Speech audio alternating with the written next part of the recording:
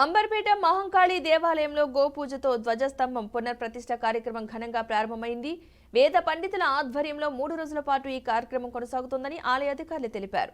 రేపు ఉదయం 10 గంటలకు ధ్వజస్తంభ ప్రతిష్టాపన, బలి నివేదన, పూర్ణాహుతి, కుంభాభిషేకం వంటి పూజాది కార్యక్రమాలను నిర్వహించనున్నారు. కార్యక్రమంలో దేవస్థాన సేవా సమితి మాజీ చైర్మన్ దుర్గా ప్రసాద్ రెడ్డి, అధ్యక్షులు శంకర్ గౌడ్, కార్యదర్శులు పాల్గొనున్నారు.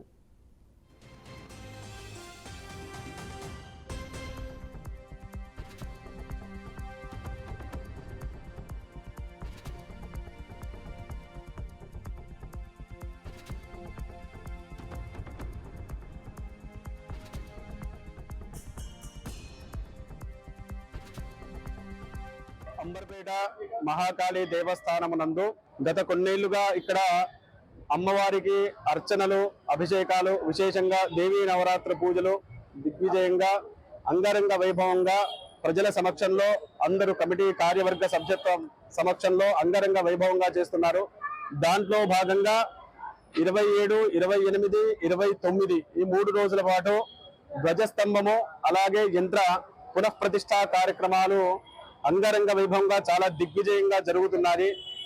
కొంత ధ్వజస్తంభము ఏర్పాటు చేసిన తర్వాత చిత్రమైనటువంటి సందర్భంలో ఆ చిత్రమైనటువంటి యొక్క ధ్వజాన్ని మనము ఆ గుళ్ళో ఉంచకూడదు కాబట్టి ఆ ధ్వజాన్ని మనం ఏం చేస్తామంటే కళావరోహణం చేసి ఆ చేసినటువంటి యొక్క కళావరోహణాన్ని అమ్మవారి యొక్క ఆలయంలో ఉంచి ఆ తర్వాత ధ్వజస్తంభాన్ని ఏర్పాటు చేసుకుని ఆ ధ్వజస్తంభానికి పునః మళ్ళీ కళావాహనులు చేసుకుంటాము.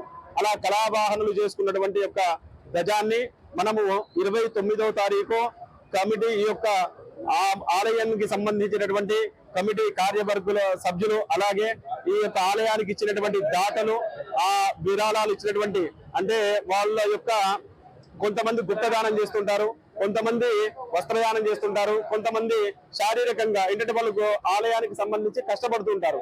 అంటే ఇక్కడ ఏంటంటే మన అమ్మవారి యొక్క ఆలయంలో చేసినటువంటి ప్రతి ఒక్క పూజా కార్యక్రమంలో ఎవరైతే ఈ ప్రతిష్ట సందర్భంగా వాళ్లకు సాయశక్తుల డబ్బు పూర్వకంగా అని కాదు, ఇక్కడ డబ్బుతో మనకు ప్రామాణికం కాదు, డబ్బు పూర్వకంగా కాదు, వాళ్ళు ఏ రకంగా కూడా సహాయం చేసినా కూడా అమ్మవారి యొక్క అనుగ్రహం పరిపూర్ణంగా కలుగుతుంది.